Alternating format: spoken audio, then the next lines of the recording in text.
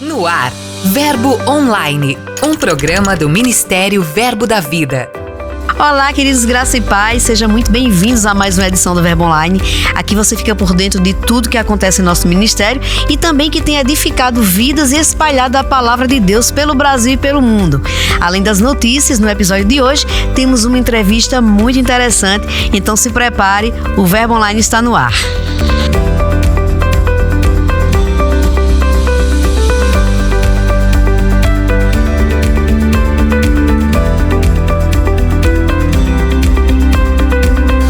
Eu sou a G Monteiro e esse é seu Verbo Online.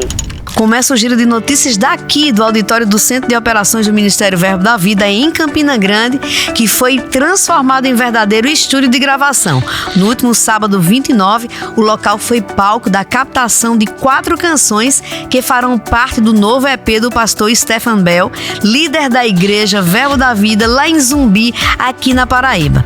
O lançamento está previsto para a reunião de pastores e diretorias que acontece agora de 9 a 12 de abril. Também em uma iniciativa que reforça o compromisso com a segurança dos colaboradores, o Ministério Verbo da Vida realizou um treinamento destinado à equipe de apoio e construção. A capacitação reuniu 19 colaboradores e teve como objetivo promover o uso adequado dos equipamentos de proteção individual, os EPIs.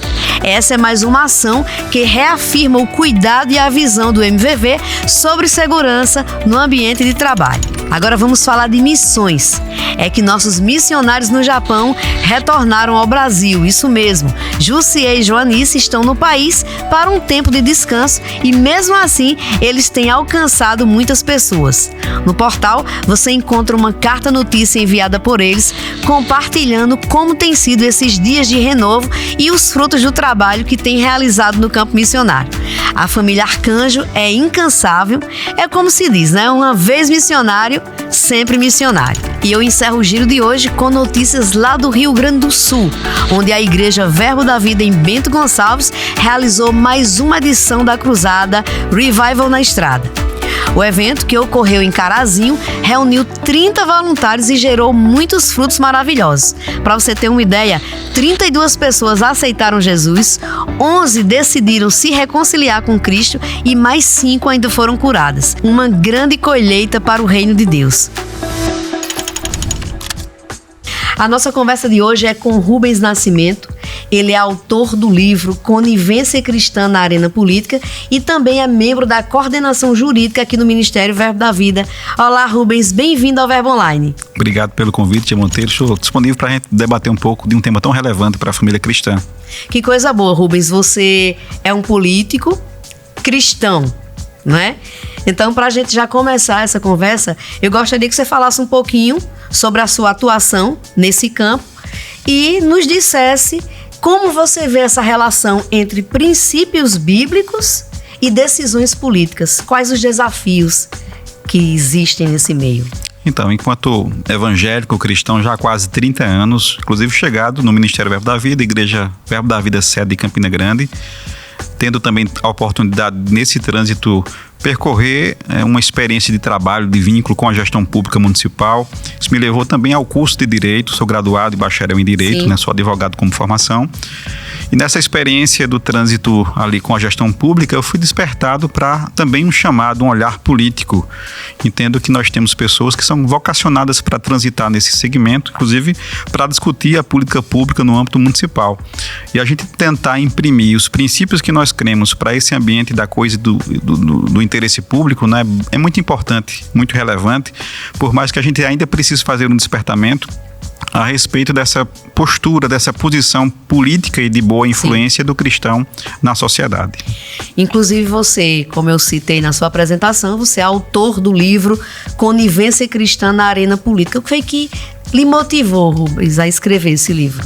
Então, sobre essa experiência de gestão pública, de política partidária, até mesmo de ter exercido o mandato ali transitório na Câmara de Campina Grande por 1 ano e 3 meses, sim, eu consegui me colocar numa condição de observador desse processo da minha própria vida, da minha experiência, avaliando conjunturas, né, em determinadas perspectivas, e também como candidato em muitos processos aqui na cidade, eu comecei a observar o homem, o cidadão, o cristão em 3 dimensões. Seja ele eleitor, que é membro de uma igreja evangélica cristã, seja ele líder religioso, numa configuração, sendo, quem sabe, um padre de uma paróquia, um pastor de igrejas, falando genericamente, ou mesmo aquele político, candidato, aquele mandatário, né, em qualquer perspectiva, que se coloca numa conjuntura cristã.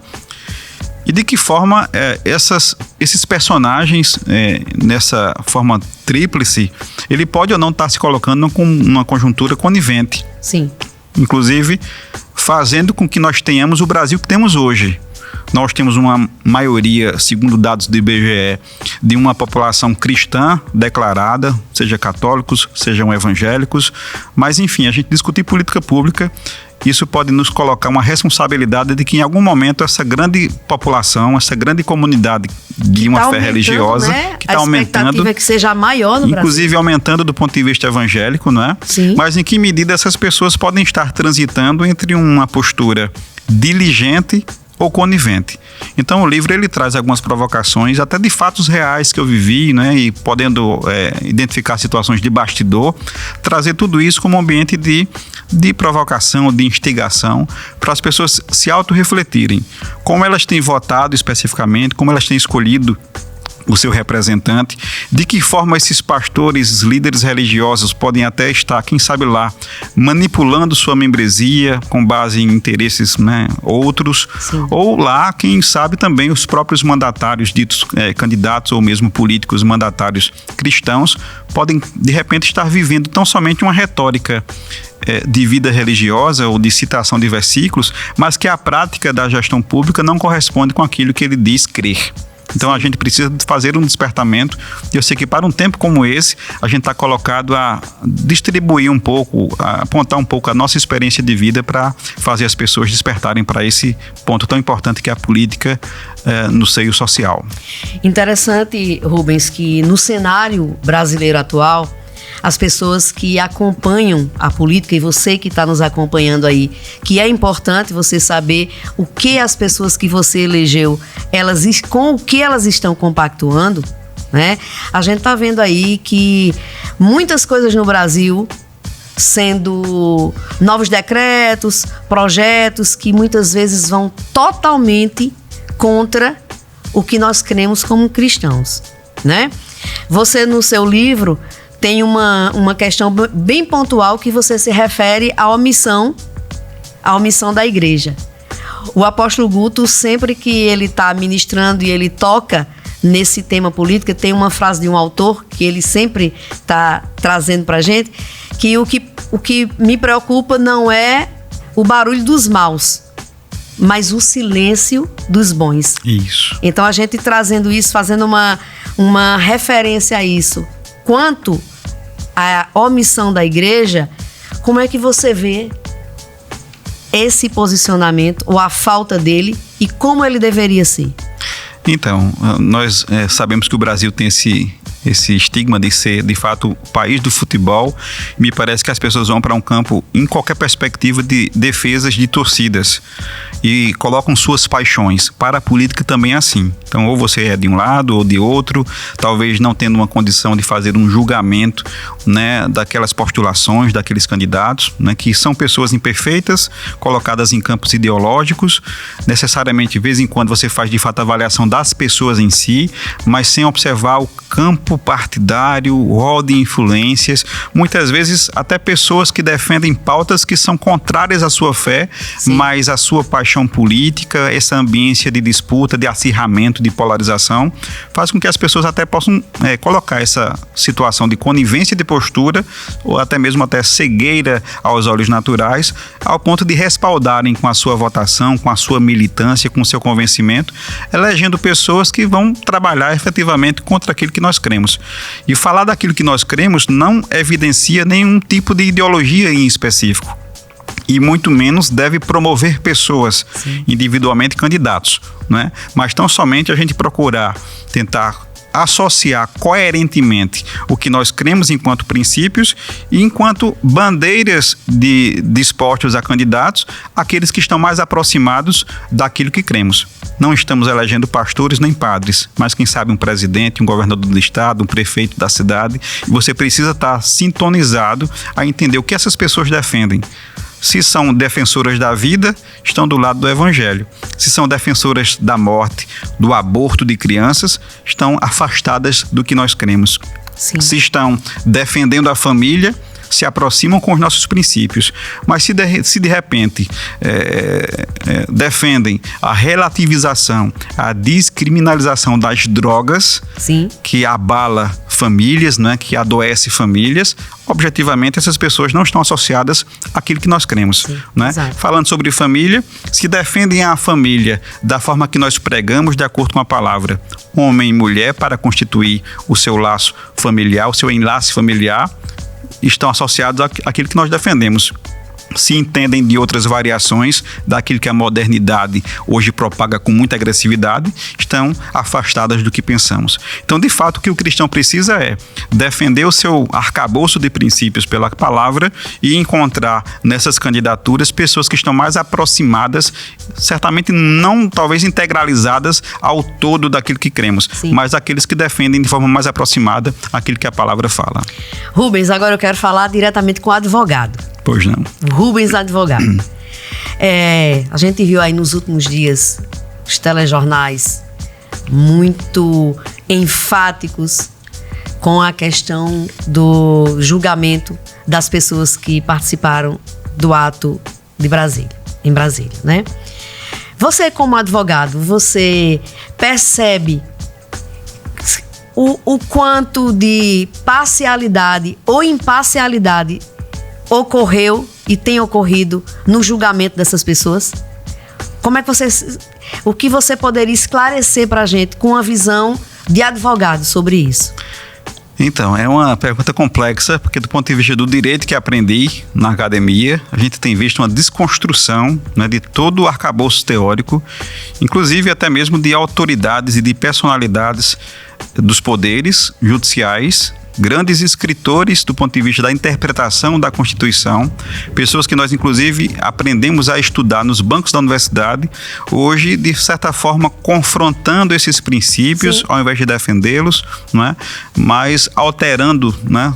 Algo que de fato para a advocacia, para o ponto de vista da instrução acadêmica, hoje a gente vê de fato um desmonte, né, daquilo que se entende como o direito em si, abalado por conta de conveniências ou mesmo, apesar da Constituição falar sobre a eventual, provável, desejável harmonia e boa relação entre poderes, há muita inter-relação ali de algo que poderia de fato ser uma decisão mais justa nesse aspecto do 8 de janeiro, a influência política e de interesses escusos acaba maculando e promovendo uma ambiência de injustiça. Sim. É evidente que quando a gente faz uma fala nesse sentido, é importante você entender que o sistema judicial deveria sim promover uma capacidade de investigação ao ponto de identificar pessoas que deveriam ser responsabilizadas no tocante à depredação do patrimônio público. Sim.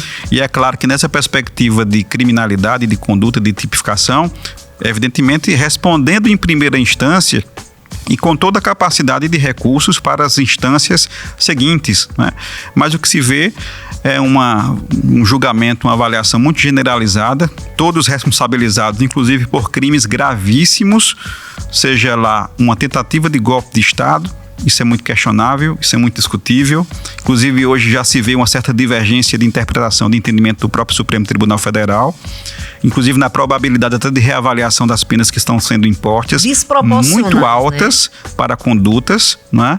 Ou tentativa de envolvimento ali com guerrilha ou atuação armada sem armas, né? Então, essa ambiência entre o campo de vista da atuação jurídica tem sido muito contaminada com os interesses outros do ponto de vista político ideológico, e infelizmente a gente vive um momento muito difícil no país, mas eu acho que a igreja, levantando com esse despertamento de ter uma atuação influente, ser voz forte, tendo em vista a dimensão da nossa comunidade cristã para estabelecer o quê? Verdade e justiça. Sim. Orando, intercedendo e também pressionando os nossos atores políticos, porque um dos importantes instrumentos que nós temos na democracia, na República, é justamente o Parlamento, Sim. o Congresso, os nossos deputados federais, os nossos senadores, como voz forte para, representando a população, estabelecer de fato um ambiente democrático mais adequado e, quem sabe lá, uma justiça de fato mais justa Sim. para nós brasileiros. A provocação foi justamente essa, né? Porque assim, isso ficou muito claro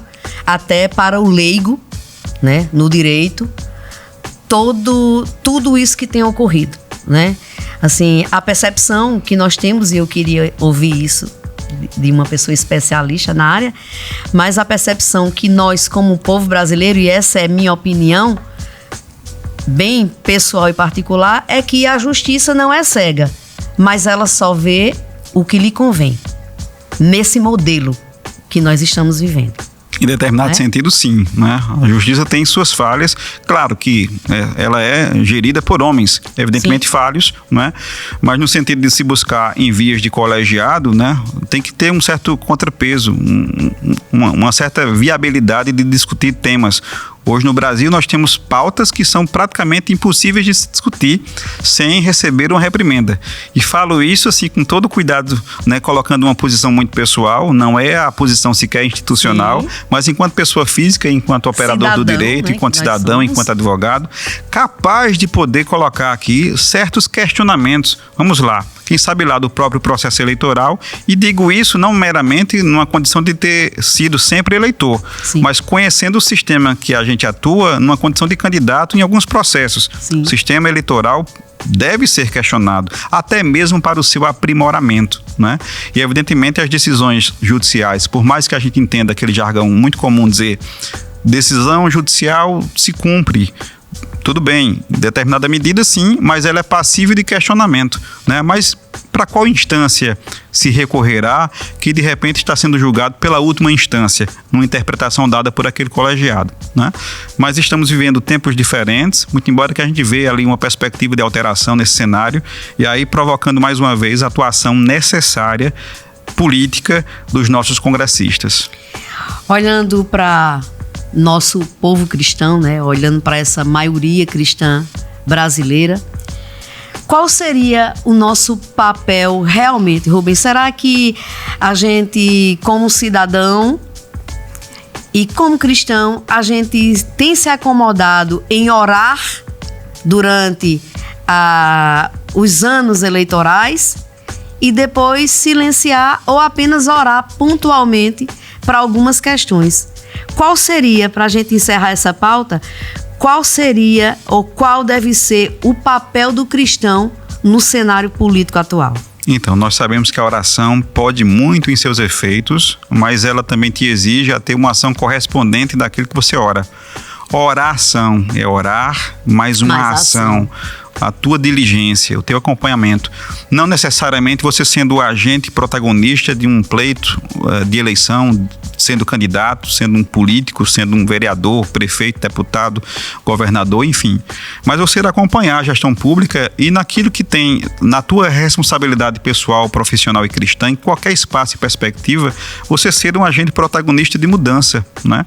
Nós temos a obrigação originária da fiscalização dos nossos representantes. Isso, né? É muito importante. Seja o prefeito, que é no ambiente mais próximo na tua cidade, seja no parlamento, né? Que configuração, e eu acho que tudo começa de fato na vereança.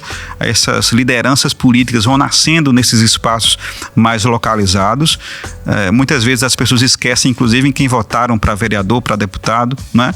Ou até mesmo acompanhando essas pautas que estão lá nesses portais. Hoje em dia está tudo muito disposto na própria internet, e ter uma capacidade de reação para reprimir ou até mesmo para coibir o avanço de pautas que confrontam a nossa fé, ou até mesmo de promover, de ser voz forte, né? De ser voz protagonista para a votação de pautas que de fato promovam a fé cristã, promovam a família de uma forma geral. Então, a oração ela deve corresponder a uma ação ativa, proativa, né? De atenção às pessoas e, evidentemente, quem sabe ali também buscando sempre ter um olhar um pouco mais técnico no aspecto da gestão pública e não tão somente você votar com esses vieses mais antigos, antiquados, quem sabe ali favorecendo familismo, indicações políticas meramente colocadas do ambiente político, pessoas sem preparação. A gente tem que ser de fato protagonista desse processo. Rubens, e para a gente encerrar, eu gostaria que você desse uma dica de leitura para as pessoas que estão nos acompanhando, aquele livro que pode nos edificar, que pode fazer toda a diferença na nossa vida cristã. Então, eu preciso anunciar o nosso livro Conivência Cristã na Arena Política, está disponível pelo Verbo Shop, você pode adquirir. Também, do ponto de vista cristão, para a nossa leitura mais Verbo da Vida, O Espírito da Fé, de Mark Hanks, é um livro fantástico que fala sobre fé. Fé é o espírito, né, que move a nossa visão Verbo da Vida. Que bom, Rubens. Então você que está nos acompanhando, acessa verboshop.com.br, garanta o seu ou também passe em uma das nossas lojas. Rubens, muito obrigada pela sua participação. Foi muito bom essa conversa hoje. Obrigado, Deus abençoe. O Verbo Online de hoje fica por aqui, mas antes de encerrar, eu lembro a você que terça-feira é dia do Toda Terça e a programação do próximo episódio vai ser imperdível. Vamos ter a participação de 25 missionários, entre outras novidades. Eu nem queria dar spoiler, então junte seus familiares, amigos, irmãos, convidem mais pessoas, separe uma oferta generosa que você vai ter a oportunidade de abençoar muitas vidas e também de ser muito abençoado. Nosso portal tem muito mais conteúdo disponível para você, é só acessar verbodavida.com ou baixar o aplicativo Verbo App. Eu também fico por aqui, mas declaro um dia abençoado para você. Tenha fé e lembre-se sempre de que tudo passa e a graça de Deus nos basta. Eu sou a G Monteiro e esse é seu Verbo Online. Até mais. Você ouviu Verbo Online, um programa do Ministério Verbo da Vida.